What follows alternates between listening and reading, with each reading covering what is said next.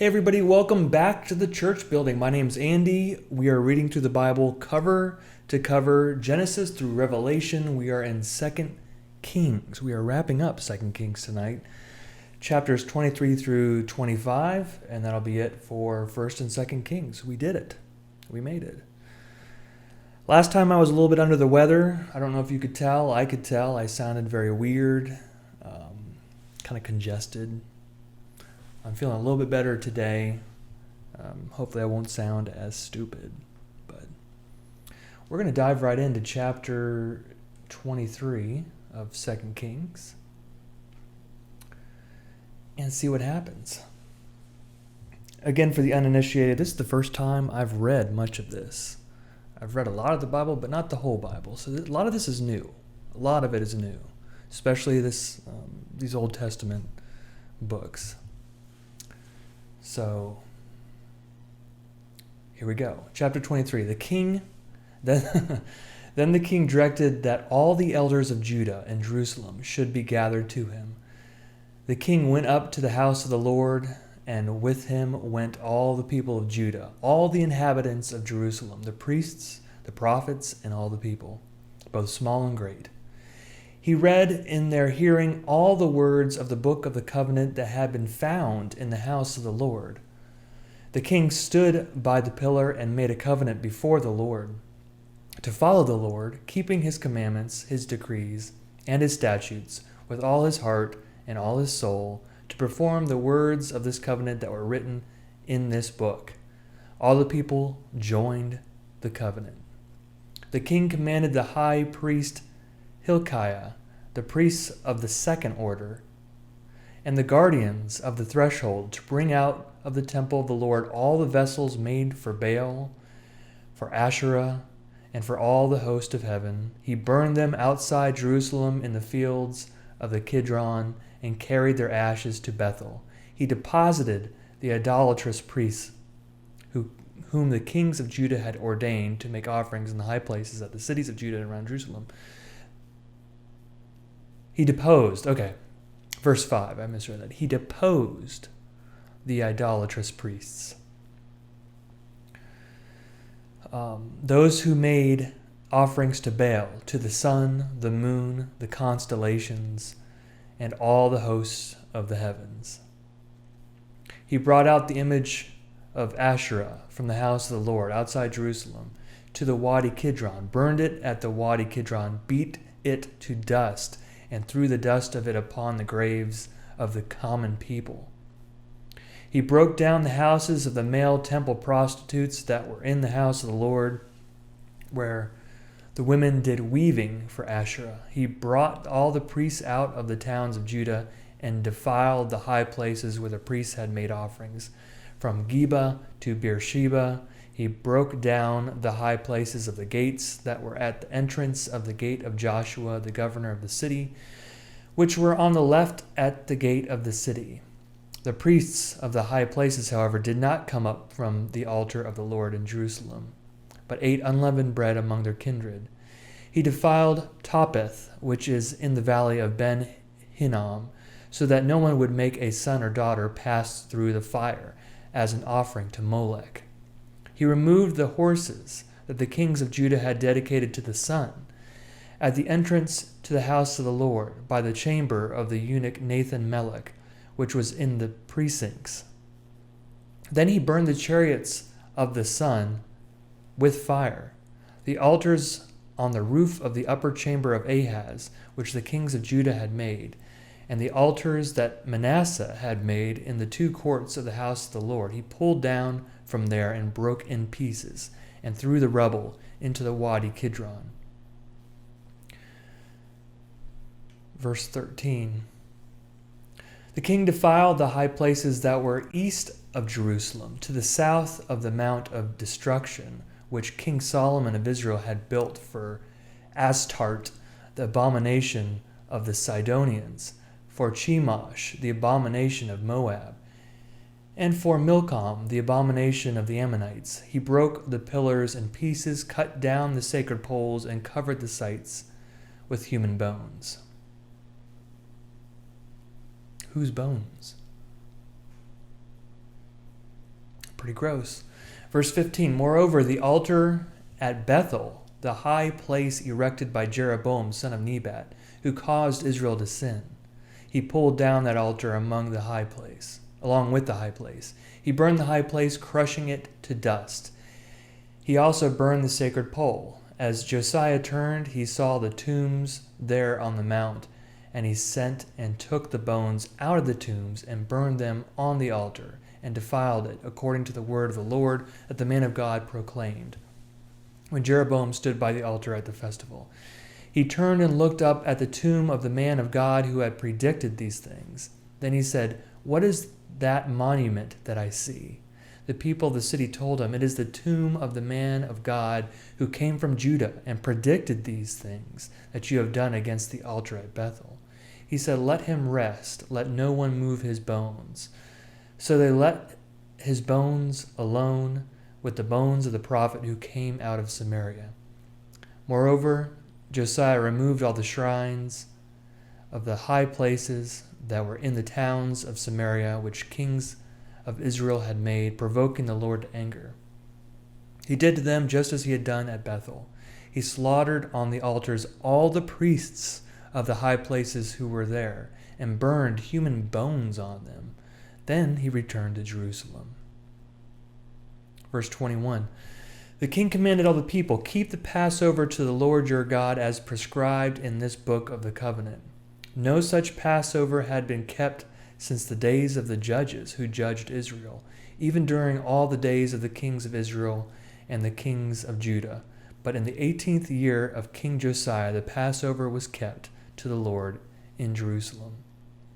Moreover, Josiah put away the mediums, wizards, teraphim, idols, and all the abominations that were seen in the land of Judah and in Jerusalem, so that he established the words of the law that were written in the book that the priest Hilkiah had found in the house of the Lord. Verse 25. Before him there was no king like him, who turned to the Lord with all his heart, with all his soul, and with all his might, according to the law of Moses, nor did any like him arise after him. Still the Lord did not turn from the fierceness of his great wrath, by which his anger was kindled against Judah, because of all the provocations with which Manasseh had provoked him. The Lord said, I will remove Judah also out of my sight, as I have removed Israel, and I will reject this city that I have chosen, Jerusalem, and the house of which I said my name shall be there. Now the rest of the acts of Josiah and all that he did, are they not written in the book of the annals of the kings of Judah? In his days, Pharaoh Necho, king of Egypt, went up to the king of Assyria to the river Euphrates. King Josiah went to meet him, but when Pharaoh Necho met him at Megiddo, he killed him. His servants carried him dead in a chariot from Megiddo, brought him to Jerusalem, and buried him in his own tomb. The people of the land took Jehoahaz, son of Josiah, anointed him, and made him king in place of his father. Jehoahaz was 23 years old when he began to reign. He reigned 3 months in Jerusalem. His mother's name was Hamutal, daughter of Jeremiah of Libnah. He did what was evil in the sight of the Lord, just as his ancestors had done. Pharaoh Necho confined him at Riblah in the land of Hamath, so that he might not reign in Jerusalem, and imposed tribute on the land of 100 talents of silver and a talent of gold. Pharaoh Necho made Eliakim, son of Josiah, king in place of his father Josiah, and changed his name to Jehoiakim. But he took Jehoahaz away. He came to Egypt and died there. Jehoiakim gave the silver and the gold to Pharaoh, but he taxed the land in order to meet Pharaoh's demand for money. He extracted the silver and the gold from the people of the land, from all according to their assessment, to give to Pharaoh Necho. Verse 36. Jehoiakim was 25 years old when he began to reign. He reigned 11 years in Jerusalem. His mother's name was Zebidah, daughter of Pedaiah of Ramah. He did what was evil in the sight of the Lord, just as all his ancestors had done. Chapter 24. In his days, King Nebuchadnezzar of Babylon came up. Jehoiakim became his servant for 3 years. Then he turned and rebelled against him. The Lord sent against him bands of the Chaldeans, bands of the Arameans, bands of the Moabites, and bands of the Ammonites. He sent them against Judah to destroy it, according to the word of the Lord that he spoke by his servants the prophets. Surely this came upon Judah at the command of the Lord to remove them out of his sight for the sins of Manasseh, for all that he had committed, and also for the innocent blood that he had shed, for he filled Jerusalem with innocent blood, and the Lord was not willing to pardon. Now the rest of the deeds of Jehoiakim and all that he did, are they not written in the book of the annals of the kings of Judah? So Jehoiakim slept with his ancestors, then his son Jehoiachin succeeded him. The king of Egypt did not come again out of his land, for the king of Babylon had taken over all that belonged to the king of Egypt, from the Wadi of Egypt to the river Euphrates. Jehoiachin was 18 years old when he began to reign. He reigned 3 months in Jerusalem. His mother's name was Nehushta, daughter of Elnathan of Jerusalem. He did what was evil in the sight of the Lord, just as his father had done. At that time, the servants of Nebuchadnezzar of Babylon came up to Jerusalem, and the city was besieged. King Nebuchadnezzar of Babylon came to the city while his servants were besieging it. King Jehoiachin of Judah gave himself up to the king of Babylon, himself, his mother, his servants, his officers, and his palace officials. The king of Babylon took him prisoner in the 8th year of his reign. Verse 13, he carried off all the treasures of the house of the Lord and the treasures of the king's house. He cut in pieces all the vessels of gold in the temple of the Lord which King Solomon of Israel had made. All this as the Lord had foretold. He carried away all Jerusalem, all the officials, all the warriors, 10,000 captives, and all the artisans and the smiths. No one remained except the poorest people of the land. He carried away Jehoiachin to Babylon, the king's mother, the king's wives, his officials, and the elite of the land he took into captivity from Jerusalem to Babylon. The king of Babylon brought captive to Babylon all the men of valor, 7,000, the artisans and the smiths, 1,000, all of them strong and fit for war. The king of Babylon made Mattaniah, Jehoiachin's uncle, king in his place, and changed his name to Zedekiah. Verse 18, Zedekiah was 21 years old when he began to reign. He reigned 11 years in Jerusalem. His mother's name was Hamutal, daughter of Jeremiah of Libnah. He did what was evil in the sight of the Lord, just as Jehoiakim had done. Indeed, Jerusalem and Judah so angered the Lord that he expelled them from his presence. Chapter 25, in the final chapter of this book. Zedekiah rebelled against the king of Babylon. And in the 9th year of his reign, in the 10th month, on the 10th day of the month, King Nebuchadnezzar of Babylon came with all his army against Jerusalem and laid siege to it. They built siege works against it all around, so the city was besieged until the 11th year of King Zedekiah. On the 9th day of the 4th month, the famine became so severe in the city that there was no food for the people of the land. Then a breach was made in the city wall. The king with all the soldiers fled by night by the way of the gate between the two walls, by the king's garden, through the Chaldeans, though the Chaldeans were all around the city. They went in the direction of the Arabah, but the army of the Chaldeans pursued the king and overtook him in the plains of Jericho. All his army was scattered, deserting him.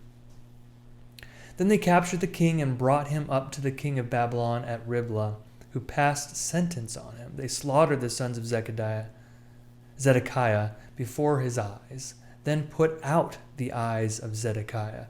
They bound him in fetters and took him to Babylon. In the 5th month, on the 7th day of the month, which was the 19th year of King Nebuchadnezzar, king of Babylon, Nebuzaradan, the captain of the bodyguard, a servant of the king of Babylon, came to Jerusalem. He burned the house of the Lord, the king's house, And all the houses of Jerusalem, every great house he burned down. All the army of the Chaldeans who were with the captain of the guard broke down the walls around Jerusalem. Nebuzaradan, the captain of the guard, carried into exile the rest of the people who were left in the city, and the deserters who had defected to the king of Babylon, all the rest of the population. But the captain of the guard left some of the poorest people of the land to be vine dressers and tillers of the soil. The bronze pillars that were in the house of the Lord, as well as the stands and the bronze sea that were in the house of the Lord, the Chaldeans broke in pieces and carried the bronze to Babylon. They took away the pots, the shovels, the snuffers, the dishes for incense, and all the bronze vessels used in the temple service, as well as the fire pans and the basins. What was made of gold the captain of the guard took away for the gold, and what was made of silver for the silver. As the two pillars, the one sea, and the stands, which Solomon had made for the house of the Lord, the bronze of all these vessels were beyond weighing. The height of the one pillar was 18 cubits, and on it was a bronze capital. The height of the capital was 3 cubits. Lattice work and pomegranates, all of bronze, were on the capital all around. The second pillar had the same with the lattice work. Verse 18. The captain of the guard took the chief priest Sariah, the second priest Zephaniah, and the 3 guardians of the threshold. From the city he took an officer who had been in command of the soldiers, and 5 men of the king's council, who were found in the city, the secretary who was the commander of the army who mustered the people of the land, and 60 men of the people of the land who were found in the city. Nebuzaradan, the captain of the guard, took them and brought them to the king of Babylon at Riblah. The king of Babylon struck them down and put them to death at Riblah in the land of Hamath. So Judah went into exile out of its land. He appointed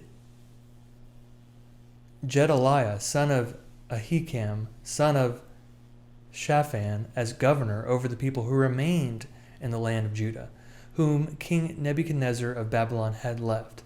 Now when all the captains of the forces and their men heard that the king of Babylon had appointed Gedaliah as governor, they came with their men to Gedaliah at Mizpah, namely Ishmael, son of Nethaniah, Johanan, son of Kareah, Sariah, son of Tanhumeth, the Netophathite, and Jazaniah, son of Maccathite.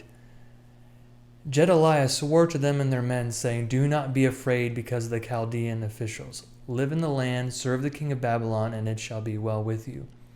But in the 7th month, Ishmael, son of Nethaniah, son of Elishama of the royal family, came with 10 men. They struck down Gedaliah so that he died, along with the Judeans and Chaldeans who were with him at Mizpah. Then all the people, high and low, and the captains of the forces set out and went to Egypt, for they were afraid of the Chaldeans. In the 37th year of the exile of King Jehoiachin of Judah, in the 12th month, on the 27th day of the month, King Evil-Merodach, of Babylon, in the year that he began to reign, I gotta stop there. King Evil of Babylon, in the year that he began to reign, released King Jehoiachin of Judah from prison. He spoke kindly to him and gave him a seat above the other seats of the kings who were with him in Babylon. So Jehoiachin put aside his prison clothes. Every day of his life he dined regularly in the king's presence. For his allowance, a regular allowance, was given him by the king, a portion every day, as long as he lived. And that wraps up 2 Kings. A lot going on. Judah Israel's gone. Judah's now in captivity, as far as I can tell. I guess Israel also is in captivity, I think. We read about Josiah's reformations. He was a good king, it says, who tore down all the bad stuff.